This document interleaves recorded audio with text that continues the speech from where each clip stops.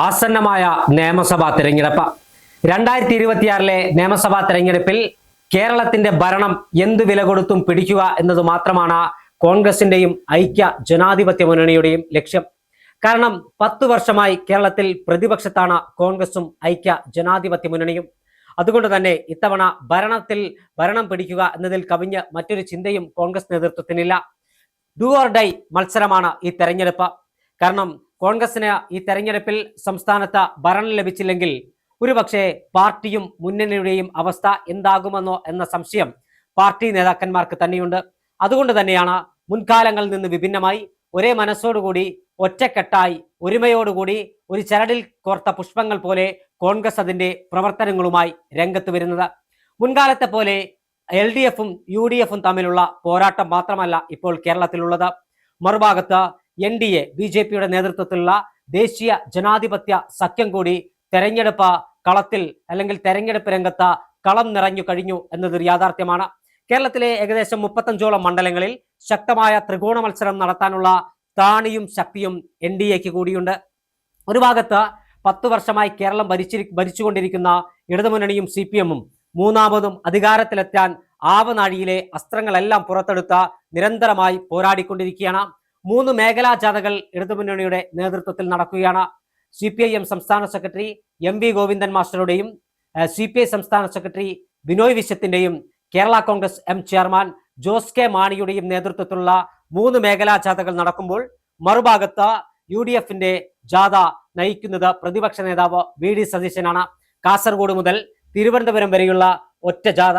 അതോടൊപ്പം തന്നെ NDA BJP അവരുടെ ദേശീയ പ്രസിഡന്റ് പുതുതായി ചുമതലയേറ്റെടുത്ത നിതിൻ നബീനെ കേരളത്തിൽ എത്തിച്ച തെരഞ്ഞെടുപ്പ് പ്രവർത്തനങ്ങൾക്ക് തുടക്കം കുറിച്ചിരിക്കുകയാണ്. 2026 നിയമസഭാ തെരഞ്ഞെടുപ്പിൽ വലിയ പ്രതീക്ഷയാണ് BJPക്കുള്ളത്. ചുരുങ്ങിയത് 5 മണ്ഡലങ്ങളിലെങ്ങും ജയിക്കാമെന്നാണ് BJPയുടെ കണക്കുകൂട്ടൽ.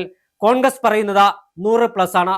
100ലധികം സീറ്റുമായി ഇത്തവണ സംസ്ഥാനത്തിന്റെ അധികാരത്തിലേക്ക് കടന്നു വരാൻ ഐക്യ ജനാധിപത്യ മുന്നണിക്കും കോൺഗ്രസിനും കഴിയുമെന്നാണ് കോൺഗ്രസ് നേതാക്കന്മാർ അവകാശവാദം ഉന്നയിക്കുന്നത്. അതിനവർ പറയുന്ന കാര്യമുണ്ട്. ശബരിമല സ്വർണ്ണക്കൊള്ള, സംസ്ഥാന സർക്കാരിനെതിരായ ജനവികാരം, മുഖ്യമന്ത്രി പിണറായി വിജയനെതിരായ ജനവികാരം, ആരോഗ്യ വകുപ്പിന്റെ പരാജയം, വിദ്യാഭ്യാസ വകുപ്പിന്റെ പരാജയം, കേരളത്തിന്റെ സമഗ്ര മേഖലയിലും പുരോഗതിയില്ലാത്ത 10 വർഷമാണ് കടന്നുപോയതെന്ന പ്രതിപക്ഷമായ കോൺഗ്രസും ഐക്യ ജനാധിപത്യ മുന്നണിയും ആരോപണം ഉന്നയിക്കുകയാണ്. കേരളത്തിന്റെ ഒരു പുതിയുഗ പിറവിക്ക് വേണ്ടിയാണ് തങ്ങൾ പുതിയുഗ യാത്രയുമായി കടന്നു വരുന്നതെന്നാണ് പ്രതിപക്ഷ നേതാവ് VD സതീശനും കോൺഗ്രസിന്റെയും UDFന്റെയും നേതാക്കന്മാർ പറഞ്ഞു വെക്കുന്നത്. എന്നാൽ 10 വർഷക്കാലമായി കേരളത്തിന്റെ മണ്ണിൽ വികസനത്തിന്റെ വിസ്മയം തീർത്ത ഒരു സർക്കാരാണ് ഭരിക്കുന്നത്. ആ സർക്കാരിനെ വീണ്ടും അധികാരത്തിലേറ്റാൻ, നവകേരളം കെട്ടിപ്പടുക്കാൻ ഒന്നിച്ചു മുന്നേറാം എന്ന മുദ്രാവാക്യവുമായാണ് ഇടതുമുന്നണി പ്രചരണ പ്രവർത്തനങ്ങൾ മുന്നോട്ട് കൊണ്ടുപോകുന്നത്. ഇരുമുന്നണിക്കും ബദൽ മാറാത്തത് മാറുമെന്ന മുദ്രാവാക്യമുയർത്തിയാണ് NDA തെരഞ്ഞെടുപ്പിൽ കളം നിറയാൻ ശ്രമിക്കുന്നത്. ഐക്യമുന്നണിയുടെയും കോൺഗ്രസിന്റെയും ക്യാമ്പിലേക്ക് വന്നാൽ പതിവിൽ നിന്ന് വ്യത്യസ്തമായി ഇത്തവണ ഒറ്റ മനസ്സോടുകൂടി ഗ്രൂപ്പ് വ്യത്യാസമില്ല, ഗ്രൂപ്പ് പോരില്ല, ഒരേ മനസ്സോടെ ഐക്യത്തോടെ സ്ഥാനാർത്ഥി നിർണയം പൂർത്തീകരിച്ച് മുന്നോട്ട് പോകാനാണ് കോൺഗ്രസ് ശ്രമിക്കുന്നത്. 140 മണ്ഡലങ്ങളിലും ഏറ്റവും മികച്ച സ്ഥാനാർത്ഥികളെ കണ്ടെത്തി കെട്ടിലും മട്ടിലും രൂപത്തിലും ഭാവത്തിലും പഴയ കോൺഗ്രസ് അല്ല, ഇതൊരു പുതിയ കോൺഗ്രസും ഐക്യ ജനാധിപത്യ മുന്നണിയും ടീം UDFുമാണെന്ന് പറഞ്ഞുകൊണ്ട് കേരളത്തിൽ തെരഞ്ഞെടുപ്പ് നേരിടാനാണ് UDFും കോൺഗ്രസും ശ്രമിക്കുന്നത്.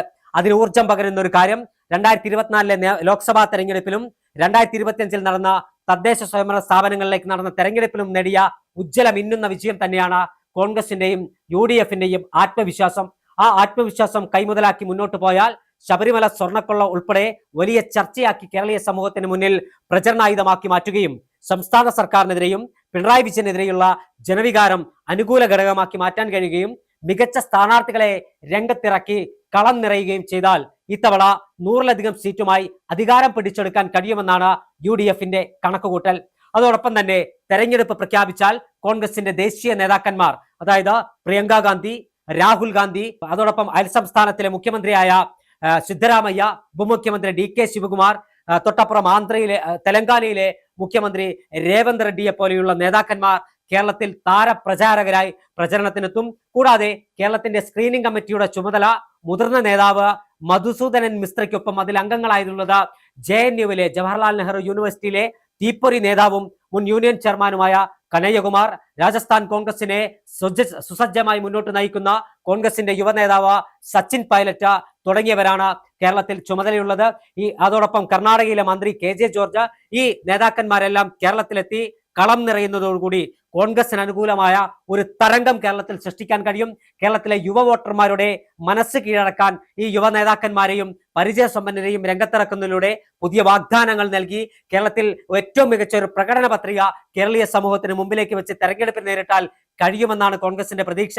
ആ പ്രകടന പത്രിക നിർമ്മിക്കുന്നതിന്റെ ഭാഗമായി കൂടിയാണ് ഈ പ്രതിപക്ഷ നേതാവിന്റെ യാത്ര കടന്നു വരുമ്പോൾ പൗരപ്രമുഖരുമായും സമൂഹത്തിന്റെ നാനാ മേഖലകളിൽ പണിയെടുക്കുന്ന ഒരു മുനിസിപ്പാലിറ്റിയിലെ അല്ലെങ്കിൽ പൊതുനിരത്ത് ശുചീകരിക്കുന്ന തൊഴിലാളി മുതൽ ഏറ്റവും ഉന്നത മേഖലയിലെ ആളുകളുമായി വരെയുള്ള സംവാദം നടത്തുന്നത്. ഈ സംവാദത്തിൽ ലഭ്യമാകുന്ന വിവരങ്ങൾ ക്രോഡീകരിച്ചാണ് കോൺഗ്രസ് പ്രകടന പത്രികയിൽ ഉൾപ്പെടുത്തുക എന്ന് ഐക്യമുന്നണി നേതാക്കന്മാർ വ്യക്തമാക്കിയിട്ടുണ്ട്. അതുകൊണ്ട് തന്നെ വലിയ പ്രതീക്ഷയോടുകൂടി ഈ പുതുയുഗ യാത്ര തിരുവനന്തപുരത്ത് സമാപിക്കുമ്പോൾ കേരള രാഷ്ട്രീയത്തിൽ മാറ്റത്തിന്റെ കാറ്റ് ആഞ്ഞു വീശുമെന്നാണ് കോൺഗ്രസിന്റെയും UDF-ന്റെയും കണക്കുകൂട്ടൽ.